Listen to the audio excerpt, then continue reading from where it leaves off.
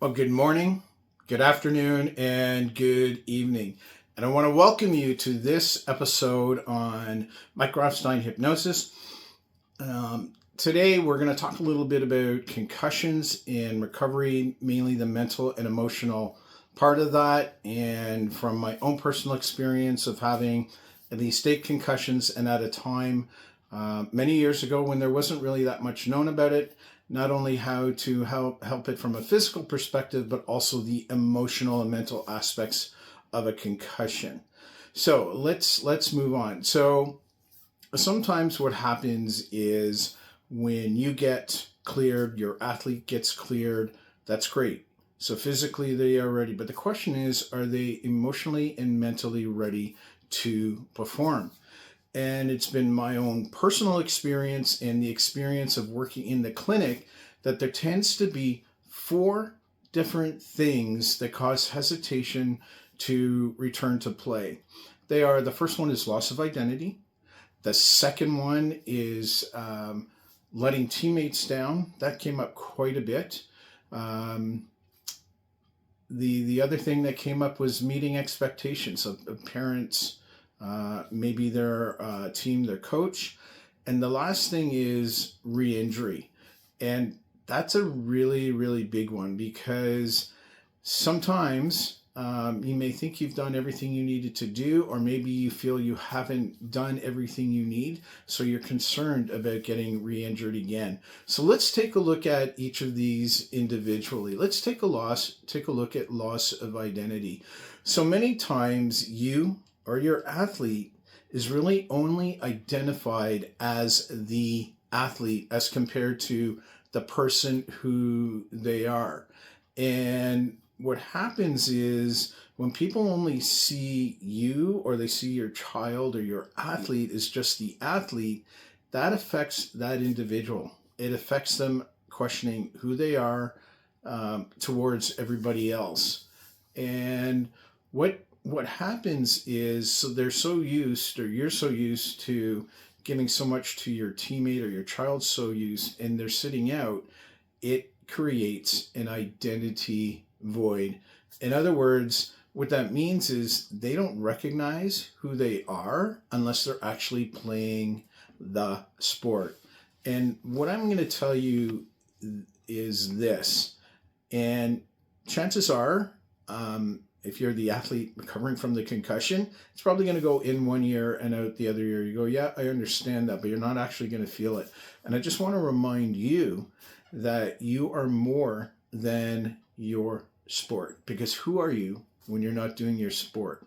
So keep that in mind. And who is your child if they're not playing their sport? So let's keep that in mind. And that is something we definitely there's definitely help for something along those lines. The second thing is we'll talk about meeting expectations. So what happens sometimes is there is an unsaid or unrelated kind of a feeling that either the coach or the parent is expecting maybe a quicker recovery, expecting them to do things at the same level, maybe even better than before. Or the other thing is, what I have found is sometimes there's no acknowledgement that there's an actual injury, and it was just something they decided they wanted to go through, and maybe you think they're ready to go forward, but they're not.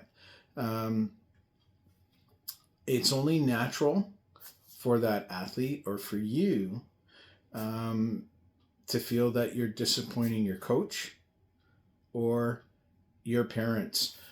And I will tell you that with the 8 concussions that I had, most of them before the age of 24, I did not know what to expect. I did not know, when my headaches would go away, the dizziness, those types of things. I had no clue. And my parents didn't either.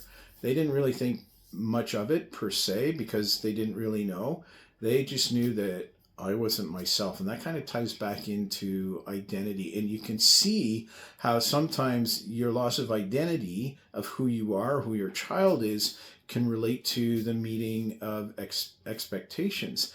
The other thing that can happen with a concussion, or even coming back from a major knee injury, is that you may feel you're soft, or your parents or your coach may not really come out and tell you that, but they feel maybe you're feeling soft or you're feeling weak. And that is definitely something that can be worked on at a level below conscious awareness. The third thing, which is a big thing, is letting teammates down. I can tell you when I was out, I felt absolutely useless. I did not feel that I could contribute. I was really questioning what was my value, and maybe you're going through that same thing, or maybe your child or your player is going through that same thing. It very, very common. You're very loyal. Your child's loyal. Your player's very loyal, or you're loyal to playing, and you feel guilty. And one of the big things I remember with a couple of the concussion clients that I was working with from a manual perspective, and getting them ready to play, was they did not want to let their teammates down when they went back to play. They wanted to take their game to another level to show them how valuable they are. Now, I think that's a great idea. And at the same side, we have to be a bit on the careful that we don't overdo it, so that you kind of do something that actually sets you back. So that's something to keep in mind. And the fourth thing is fear of re-injury. Let's face it, anytime you get injured, you are going to question whether or not you are going to get re-injured. And concussions, because it's dealing with the head, it's fairly significant, or major repair maybe to a shoulder if you are a pitcher or you're in a throwing sport, volleyball, where you're doing a lot of overhand stuff. And also the big thing is with knee repairs.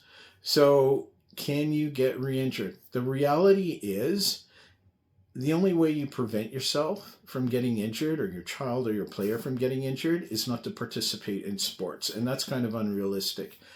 And there's many different thoughts out there of, are you more likely to get injured?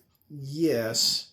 And at the same time, when you are recovering in your rehab, if your therapist, whoever it is that you are seeing, is covering all the physical grounds, your reaction time, your strength, your ability to stop, change directions, regardless if you're on a baseball pitch, if you're on the ice, if you're a football player and you're cutting your receiver, or your player's a receiver, or your child's a receiver, whatever, all the physical aspects need to be addressed so that they are at pre-injury levels, and sometimes you can even be a little bit stronger. So it's really, really important that as part of your concussion rehab, or your ACL rehab, or whatever it is that you're doing the shoulders, is at some point in time you are testing it against some sort of stress, whether it be in practice, whether it be in the weight room, or just out moving the limb along. You need to have it tested under stress so that you know how you can react. And of course, there's always that, when we talk about the fear of re-injuring, once you have gotten to that point where everything is physical and there's still a little bit of hesitation, there are ways to help you, your child, or your player with that. That goes beyond conscious awareness. So one of the things we know, talk therapy can be really good. It can be actually quite amazing. And sometimes, excuse me, and sometimes you need just a little bit more. Something to go below that surface of awareness. You're ready to go, you kind of feel it, but you feel off. And that is something we're going to talk about. We're going to talk about solutions in the next video. And everything that you're feeling, the loss of identity, I can tell you, I definitely felt that. I felt incredibly useless, not just for myself, but for my family and my teammates. And that is something that can definitely be addressed. Meeting expectations. You're injured, you're coming back. How in the heck, maybe you're thinking in your mind, or your child or your player, how can they meet expectations? Well, we have processes for that. Letting teammates down, that's so natural to happen. And know that it is possible to flip that and turn that around and maybe be the difference maker when you get back to play. And of course, fear of re-injury. You can do all the right physical things and still feel a little bit hesitant. That's okay. We can help with that. There are definitely many ways to go about that. And in the next video, I will be talking about each thing individually and how you can be helped with those 4 issues. Please feel free to comment down below if you have any questions. Maybe you've experienced one of those 4 things that I've talked about. If so, maybe you may want to share what you have done to help yourself. I'm Michael Wolf-Grafstein, affectionately known as Matrix Mike, and I want to thank you for taking time out of your busy schedule to listen to me share some thoughtful thoughts, so to speak.